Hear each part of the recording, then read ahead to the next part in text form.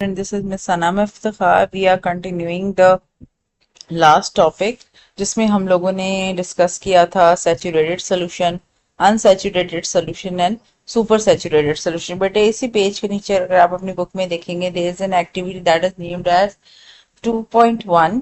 सो इस एक्टिविटी में मैंने आपको जो पहले सारा फिनोमेना बताया उस सारे फिनोमेना को हमने क्या किया, एक दफा रिव्यू किया है। उसी चीज की आप बेस पे एक एग्जांपल बताई है शुगर सोल्यूशन से रिलेटेड। और उसके बाद यहाँ पे जो इम्पोर्टेंट पॉइंट है कि how you can distinguish between saturated and a super saturated solution. This is the most important question here. ठीक है, अब इसको एक दफा हम रीड कर लेते हैं कि what is written in this activity. So take 100 grams of water in a beaker. अब बेटा ऐसा नहीं हो सकता कि एक्टिविटी आपसे पेपर में पूछी जाए, मतलब कि ऐसा नहीं हो सकता it appears at a as a question. ठीक है, लेकिन ये आपके कॉन्सेप्ट बिल्डिंग के से रिलेटेड है। और यहाँ पे ये जो लास्ट 2 to 3 लाइंस है यहाँ से आपके पास क्वेश्चन आ सकता है। ऊपर वाला जो है ना ये सारी वही चीज है जो हमने पहले पढ़ी हुई है। अगर हम बेटे 100 ग्राम ऑफ वाटर लेते हैं ना beaker, add teaspoon of sugar in it, stir it, stir means to mix it. The sugar will dissolve and repeat the process and added sugar will dissolve again. A solution which can dissolve more solute at a given temperature is called as unsaturated solution. तो बेटे ये हमारे पास unsaturated solution की definition है। Go on adding sugar in the above solution till it starts settling down at the bottom of the beaker at a particular temperature. This solution cannot be dissolved more solute at a particular temperature is called as the saturated solution. Now bete, now heat the solution, stir it. More sugar will dissolve in it. Go on adding more sugar and stir it. A stage will reach when no more sugar will dissolve and will start settling at the bottom of the beaker. So this is called as a super saturated solution. A solution that contains more of solute than contained in an saturated solution is called as the super saturated solution. तो बेटे यहाँ तक हमारे पास वही सारे points हैं जो हमने लास्ट टॉपिक में डिस्क्राइब किए हैं with an example of sugar solution. ठीक है, अब बेटे हमारे पास जो इसका मेजर पॉइंट है इस पूरे आपके टॉपिक का वो आ जाता है how do you know whether a solution is saturated और सुपर सैचुरेटेड। अब बेटे अगर हम लोग क्या हमने ये बात पढ़ी थी कि जो सुपर सैचुरेटेड सोल्यूशन है वो बहुत ज्यादा अनस्टेबल होता है। तो बेटे अगर हम लोग एक सैचुरेटेड सोल्यूशन के अंदर एक क्रिस्टल डाल दें, जैसे हम लोग कहते हैं कि हमारे पास सैचुरेटेड सोल्यूशन की पहचान ये है कि अगर हम उसके अंदर सॉल्यूट डालेंगे तो वो इजिली बॉटम पे जाके सेटल डाउन हो जाएगा। ठीक है, लेकिन अगर हम लोग अपने सुपर सैचुरेटेड सोल्यूशन के अंदर एक क्रिस्टल भी सॉल्यूट का डालते हैं तो वो बॉटम पे जाके सेटल नहीं होता बल्कि उसकी सरफेस के ऊपर क्रिस्टलाइजेशन का प्रोसेस स्टार्ट हो जाता है। So this is the major difference between saturated and super saturated solution. But जिस तरह हमने ऊपर एक सॉल्यूट की बात की, एक सोल्यूशन की बात की जो है हमारे पास शुगर सोल्यूशन जिसके अंदर सॉल्यूट हमारे पास क्या है, हमारे पास सॉल्यूट जो है वो शुगर है और सॉल्वेंट हमारे पास वाटर है। इसी तरह हमारे पास एक न्यू सब्सटेंस यहाँ पर डिस्क्राइब किया गया जिसे हम कहते हैं सोडियम थियोसल्फेट। सोडियम थियोसल्फेट का हम वाटर में सोल्यूशन बना रहे हैं so, उसका हम बात करते हैं, इसमें उसकी एग्जांपल देते हैं। A super saturated solution is not stable in the presence of a crystal of the solute. If you added a crystal of sodium thiosulfate, ये हमारे पास solute है। ठीक है, in its saturated solution it will simply drop off to the bottom without dissolving. But if you added a crystal of sodium thiosulfate to a super saturated solution of sodium thiosulfate, the crystallization will start. When the crystallization has finished, you will have a saturated solution in the presence of sodium thiosulfate crystals. तो बेटे simply हमारे पास वही बात है जो मैंने आपको बताई है कि हमारे पास अगर हमारे पास दो सॉल्यूशंस हैं, अगर एक उसमें सैचुरेटेड है और एक दूसरा सुपर सैचुरेटेड है तो हम इन दोनों के बीच में कैसे फर्क बता सकते हैं। हम उसके अंदर अगर सॉल्यूट का एक क्रिस्टल डालें तो सुपर सैचुरेटेड सोल्यूशन में क्या होगा, क्रिस्टलाइजेशन स्टार्ट हो जाएगी और सैचुरेटेड सोल्यूशन में वो सिंपली बॉटम पे जाके बैठ जाएगा। ठीक है, सेटल हो जाएगा। नाउ बेटा this is all about the activity. Now we have the two types of solution. ये आपकी एक्सरसाइज का क्वेश्चन भी है कि what is a concentrated and what is a dilute solution. So it's so simple. Concentrated solution वो solution होगा जिसके अंदर solute की concentration ज्यादा होगी, और dilute solution ऐसा solution होगा जिसके अंदर solute की concentration कम होगी. ठीक हो गया. और ये हमारे पास जो concentration होती है relative होती है, यानी एक चीज से comparison में हम इन amounts को बताते हैं. The solutions are classified as dilute or concentration solution on the basis of the relative amount of solute present in them. हम इसमें बताते हैं कि कितना amount of solute dissolve है, और relative का मतलब है एक solution को दूसरे solution के साथ हम compare करते हैं. Dilute solutions are which contain relatively small amount of dissolved salt in their solution. Concentrated solutions are those which have relatively large amount of dissolved salt in their solutions. For example, brine is a concentrated solution of common salt in water. ये वही brine की हमारे पास definition आ जाती है बच्चों. These terms describe the concentration of solute. Addition of more solvent will dilute the solution and its concentration will decrease. यानी क्या करेंगे, अगर हम लोग हमारे पास कोई concentrated solution है, यानी उसके अंदर solute concentration बहुत ज्यादा है, तो बेटे उसको हम सिंपली कंसंट्रेटेड सोल्यूशन कहेंगे. लेकिन अगर हम उसके अंदर सॉल्वेंट ऐड कर दें, पानी ऐड कर दें, कोई भी सॉल्वेंट ऐड कर दें, तो जाहिर है बेटे अगर हम लोगों ने 10 मिलीलीटर वाटर के अंदर एक चम्मच पानी, एक चम्मच आपने शुगर या सॉल्ट डिजोल्व किया, तो वो कंसंट्रेटेड सोल्यूशन होगा.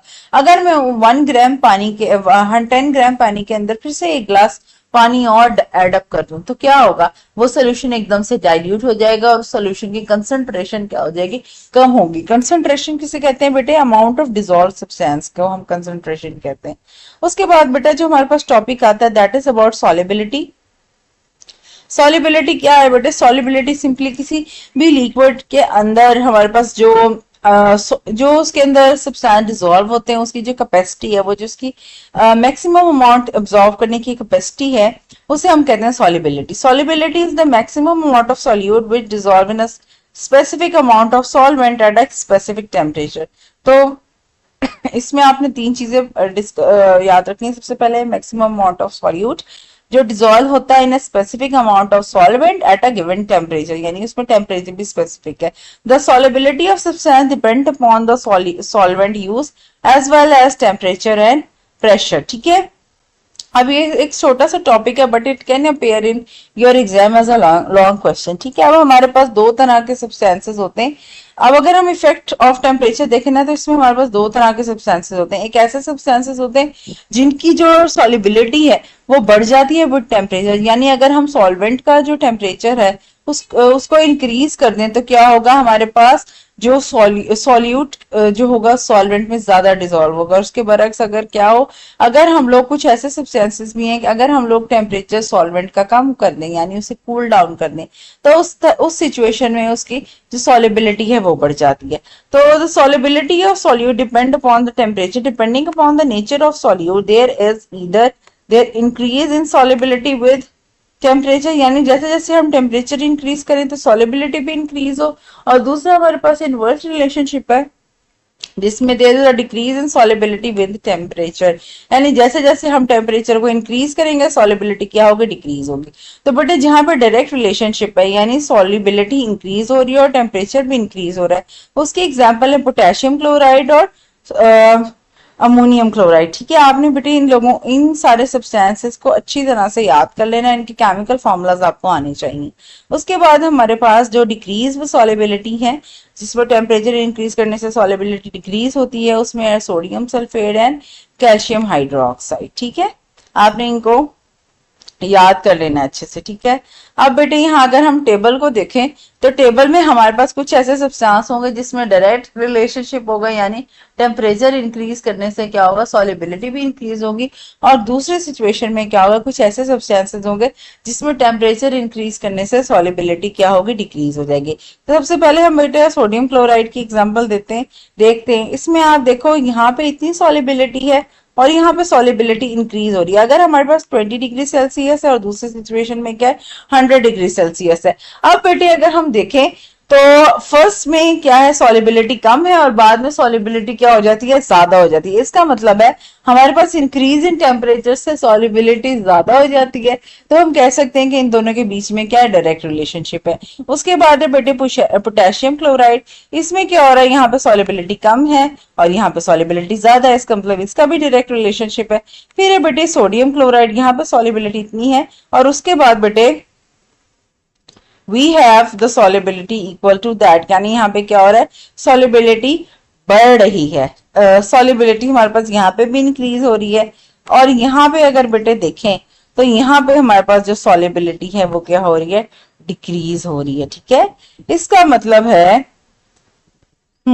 ये हम लोगों ने यहाँ पे जो पढ़ा था, दो ये एग्जांपल्स हैं और इसके साथ साथ सोडियम क्लोराइड भी इन्हीं के साथ आप ऐड कर सकते हैं इस यहाँ पे, कि हमारे पास इसमें इंक्रीज और सॉलिबिलिटी हो रही है विद टेम्परेचर।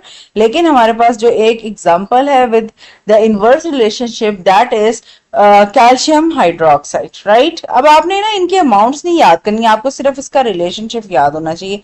कहीं पे भी आपसे वैल्यूज नहीं पूछी जा सकती। ठीक है, उसके बाद बेटे for example सोलूट whose decrease in solubility with increasing temperature is calcium hydroxide, which can be used to treat the chemical burn as an antacid। ठीक है, हमारे पास यहाँ पे कैल्शियम हाइड्रोक्साइड की यूज के बारे में बता दिया गया है इन दिस इन्फो बॉक्स। अब बेटे अगर आप इस नेक्स्ट पैराग्राफ नेक्स्ट टॉपिक देखो तो यहाँ पे ना एक सॉलिबिलिटी कर्व बना हुआ है। अब बेटे अगर हम इसकी एक्स एक्सिस पे देखेंगे तो हमारे पास temperature in degree Celsius and Y axis पे क्या है, अमाउंट ऑफ सॉल्यूट डिसॉल्व पर 100 ग्राम्स ऑफ वाटर। अब बेटा आपने इसमें से ना कोई भी कर्व याद नहीं करनी, आपको क्या होना चाहिए, आपको पीछे ये जो सारे टेबल है इसमें आपको इस चीज की अंडरस्टैंडिंग होनी चाहिए कि कौन सा सब्सटेंस है जिसका डायरेक्ट रिलेशनशिप है और कौन सा सब्सटेंस है जिसका इनवर्स रिलेशनशिप है। ठीक है, और इसमें ना आपको सिंपली जैसे आप यहाँ पे देखें सोडियम क्लोराइड जो, क्योंकि उसके अंदर बहुत कम इफेक्ट है, इसलिए ऑलमोस्ट एक स्ट्रेट लाइन जा रही है। ठीक है, यानी टेम्परेचर इंक्रीज या डिक्रीज होने से इसमें बहुत मामूली फर्क पड़ता है।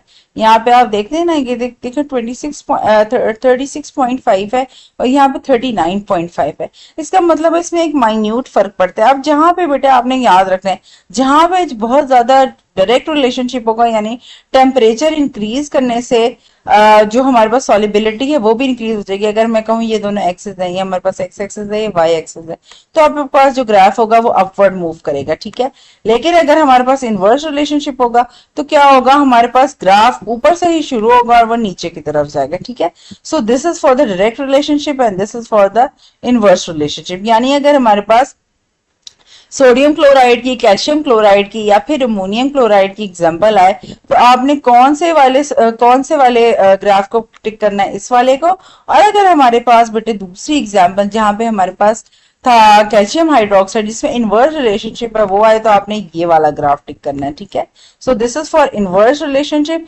यानी एक सब्सटेंस का इंक्रीज, एक चीज के इंक्रीज होने से दूसरी चीज क्या होती है, डिक्रीज हो जाती है। और यहाँ पे क्या होता है, अगर एक चीज इंक्रीज हो रही है तो हमारे पास इसके बरक्स दूसरी चीज भी क्या हो रही है, इंक्रीज हो रही है। So this is the direct and inverse relationship.